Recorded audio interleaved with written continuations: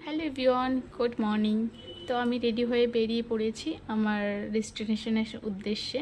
তো দেখো আমি চলে এসেছি আর এসেই কাজ করছি। আজকে আমাদের কাজ ছিল মানে আমার কাজ ছিল বেসিক্যালি স্পাইনের।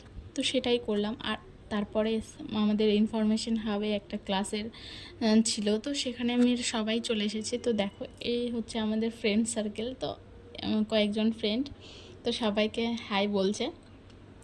তো আজকে আমাদের ইন্টার্নশিপ শেষ হয়ে যাবে যেহেতু, তো তার জন্য আমাদের সবাইকে লাঞ্চ অ্যারেঞ্জমেন্ট করেছে তো আমাদের সবার জন্য।